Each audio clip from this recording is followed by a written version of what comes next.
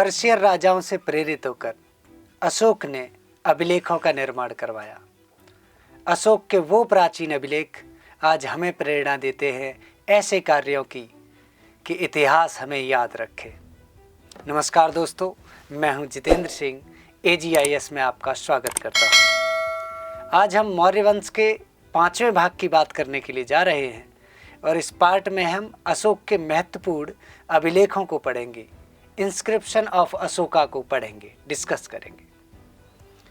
Last class में चौथे video में हमने अशोक के माइनर पिलर एडिक्ट में से 2 कंप्लीट किए थे, जिनमें पहला था रुम्मिनदेई जो नेपाल में है, जिसे आज हम लुम्बिनी के नाम से जानते हैं, और दूसरा था सारनाथ वाराणसी वाला, जो राष्ट्रीय प्रतीक चिन्ह के रूप में भारत सरकार ने उसे अडॉप्ट किया है या ग्रहण किया है।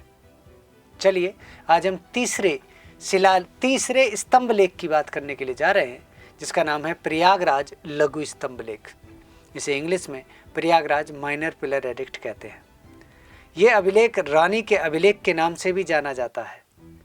इस अभिलेख में रानी कारवाकी का वर्णन है, जो अशोक की सबसे प्रिय पत्नी बताई जाती है। इसीलिए इस अभिलेख को रानी का अभिलेख कहते हैं। इस अभिलेख में ऐसा बताया गया है कि रानी कारवाकी बौद्ध भिक्षुओं को दान किया करती थी। इसके बाद माइनर पिलर एडिक्ट में हम देखते हैं कि सांची का माइनर पिलर एडिक्ट है, जो मध्य प्रदेश में है।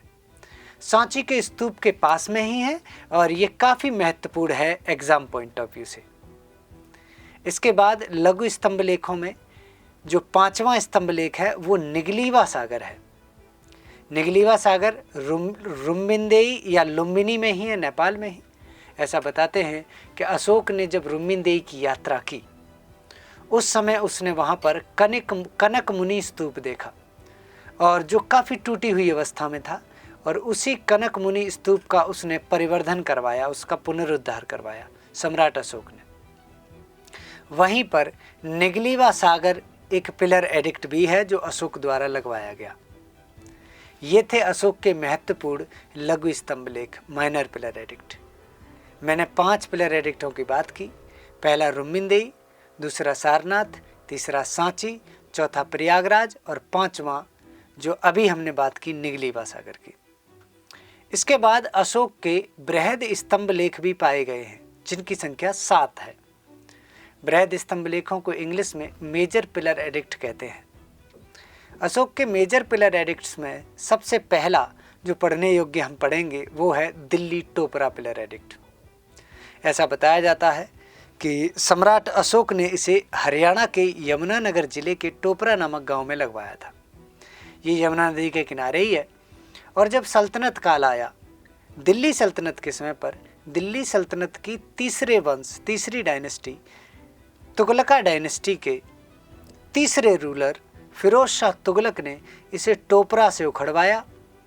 उसे सल्तनत काल का अकबर कहते हैं फिरोज शाह तुगलक को, और कहते इसीलिए हैं क्योंकि उसने शायद कुछ अच्छे कार्य किए। उन कार्यों में एक कार्य ये भी था कि उसने जो ऐतिहासिक स्मारक थे उनकी सुरक्षा पर ध्यान दिया। उसने अशोक का पिलर वहाँ से उखड़वाया, बाकायदा रुई में लपेटकर नाव में रखकर यमुना नदी के रास्ते उसे दिल्ली तक लेकर आया वो। तो इस तरीके से फिरोज शाह तुगलक टोपरा वाले को दिल्ली लेकर आया। आज ये बदरपुर बॉर्डर के पास में जो फिरोज शाह कोटला का किला है, उस किले के ऊपर बताया जाता है कि वहाँ पर खड़ा है। तो इसीलिए इसे दिल्ली टोपरा पिलर एडिक्ट कहते हैं। दिल्ली टोपरा के बाद में दूसरा पढ़ेंगे दिल्ली मेरठ। ये अशोक ने मेरठ में लगवाया था, जो वर्तमान मेरठ का क्षेत्र है। फिरोज शाह तुगलक जो दिल्ली सल्तनत के तुगलक वंश का तीसरा सुल्तान था, वही इसे यहाँ दिल्ली तक लेकर आया था। ये बताया जाता है कि दिल्ली यूनिवर्सिटी के दिल्ली विश्वविद्यालय के परिसर में ये आज भी लगा हुआ है। तो हमने 2 बृहद स्तंभ लेखों की बात की, दिल्ली टोपरा और दिल्ली मेरठ। तीसरा प्रयागराज मेजर पिलर एडिक्ट है। इसे इलाहाबाद पिलर एडिक्ट भी कहते हैं। इसे कौशाम्बी पिलर एडिक्ट के नाम से भी जाना जाता है। ये बताया जाता है कि ये पिलर एडिक्ट अशोक के अभिलेखों में सबसे महत्वपूर्ण है, क्योंकि इस पे सम्राट अशोक गुप्त काल के राजा समुद्रगुप्त और मुगल वंश के शासक जहांगीर, तीन वंशों की जानकारी मिलती है, जो प्राचीन इतिहास से लेकर मध्यकालीन इतिहास तक एक बड़ी जानकारी को संग्रहित किए हुए हैं। इसके बाद जो चौथा स्तंभ लेख है वो लौरिया अरेराज का है। ऐसा बताया जाता है कि लौरिया अरेराज जो है उसके ऊपर घोड़े का कैपिटल बना हुआ था या मूर्ति बनी हुई थी। इसके बाद लौरिया नंदनगढ़ है जो मोर के चित्र के लिए प्रसिद्ध है। एक बार एग्जाम में क्वेश्चन आ भी चुका है कि अशोक का कौन सा अभिलेख उसके मोर पालने वाली जनजाति से संबंधित होने का साक्ष्य प्रमाणित करते हैं, तो वो है नंदनगढ़, क्योंकि नंदनगढ़ पे मोर बना हुआ है। लौरिया नंदनगढ़ के बाद में हम पढ़ते हैं रामपुरवा पिलर एडिक्ट। रामपुरवा में 2 स्तंभ लेख मिले हैं। एक स्तंभ लेख के ऊपर शेर बना हुआ है और इस स्तंभ को अभी ऐसा बताया जाता है कि कलकत्ता के संग्रहालय में इसे संरक्षित करके रखा गया है।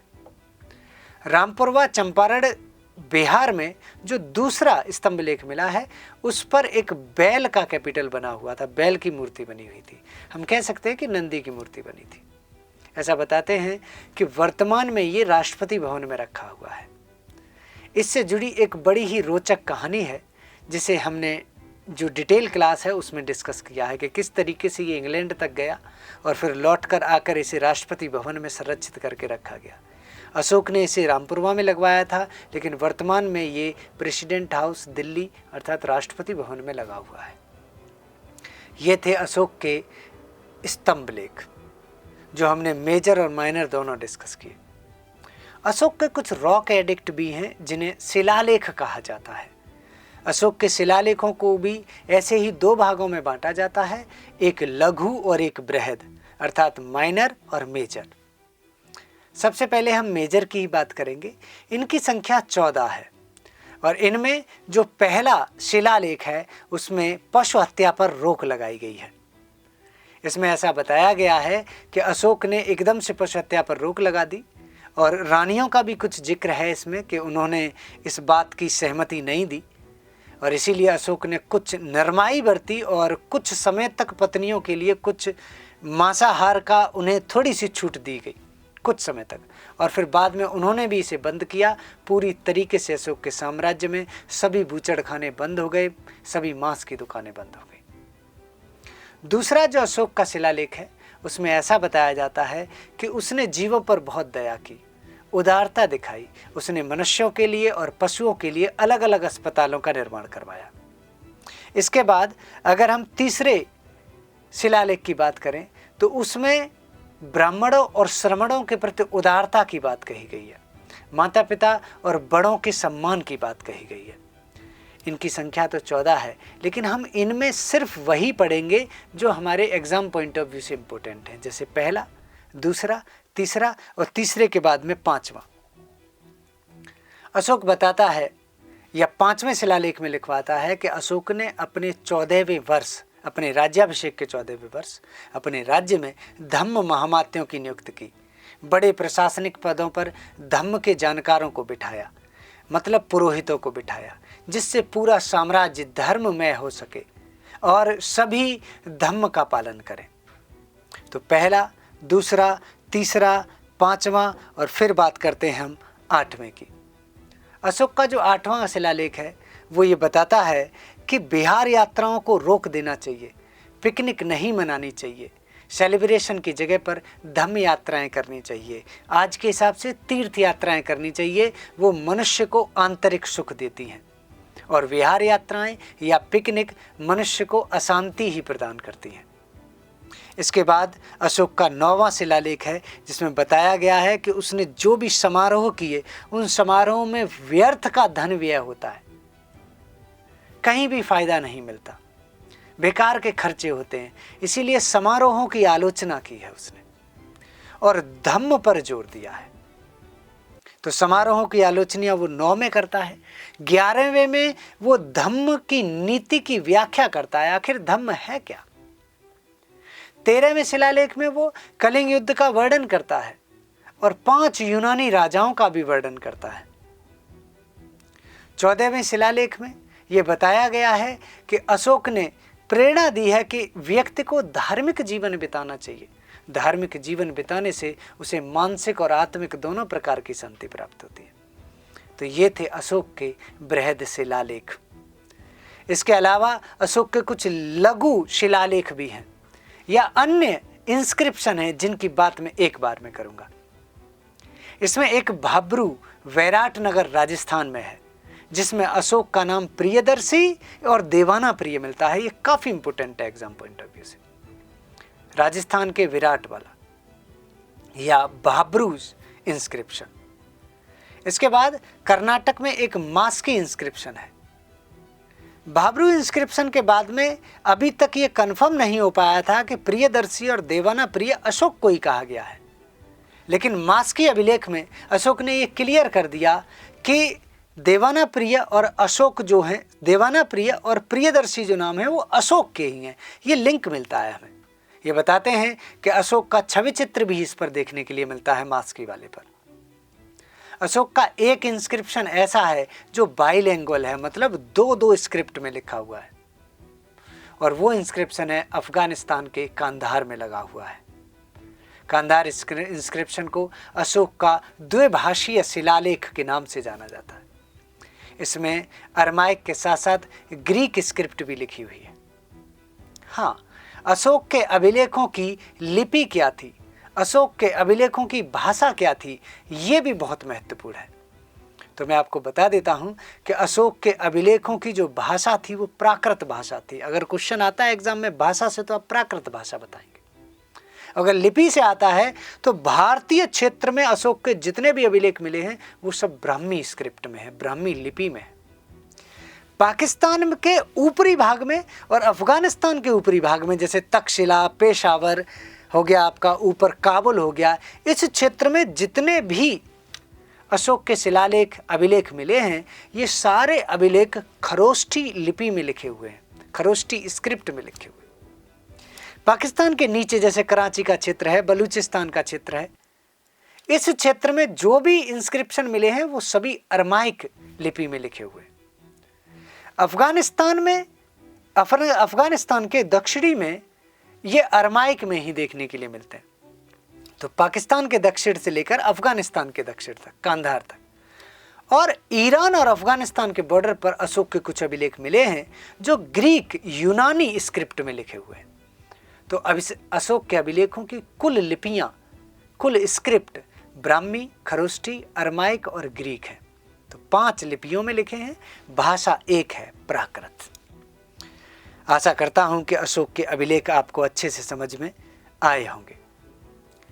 अशोक का एक शिलालेख धौली में भी मिला है और धौली में एक पत्थर में से हाथी को निकलते हुए दिखाया गया, मतलब पत्थर को आधा तराश के हाथी में कन्वर्ट कर दिया गया है, फिर किसी कारणवश नहीं कर पाया होगा। इस इंस्क्रिप्शन पर अशोक का 11वां, 12वां और 13वां जो रॉक एडिक्ट है वो नहीं लिखा हुआ है। अशोक के बाद में उसका पुत्र कुणाल उसका उत्तराधिकारी बना। ऐसा बताया जाता है कि अशोक की एक पत्नी थी जिसका नाम था तिसरक्षिता, जो बड़ी षड्यंत्रकारी थी और उसी ने षड्यंत्र रचकर कुणाल को अंधा कर दिया था। कुणाल कुछ समय तक अंधे रहकर शासन किया, लेकिन एक अंधा राजा अधिक समय तक शासन नहीं कर सकता था, इसीलिए उसकी जगह पर दशरथ को शासक बनाया गया। तो अशोक के उत्तराधिकारियों में अशोक के बाद कुणाल, कुणाल के बाद दशरथ। अशोक से पहले तो आपको पता ही है महाराज बिंदुसार, और बिंदुसार से पहले चंद्रगुप्त मौर्य। अब हम देखते हैं कि दशरथ के बाद में दशरथ जो था वो आजीवक संप्रदाय को शायद ज्यादा मानता था, क्योंकि उसने बराबर और नागार्जुनी की पहाड़ियों में कुछ गुफाएं और बनवाई जो आजीवक संप्रदाय के भिक्षुओं के लिए थी। दशरथ के बाद में फिर अगला जो शासक रहते हैं उनमें शालसूक, संप्रति, शतधनुष, देववर्मा और अंतिम रहता है बृहद्रथ। बृहद्रथ ही मौर्य वंश का अंतिम शासक था। तो इस प्रकार हमने पूरा मौर्य वंश डिस्कस किया है। चंद्रगुप्त मौर्य, बिंदुसार, अशोक, कुणाल, दशरथ, इसके बाद शालसूक, संप्रति, शतधनुष, देववर्मा और बृहद्रथ तक। बृहद्रथ की हत्या उसी के मंत्री और एक ब्राह्मण पुष्यमित्र शुंग ने की थी।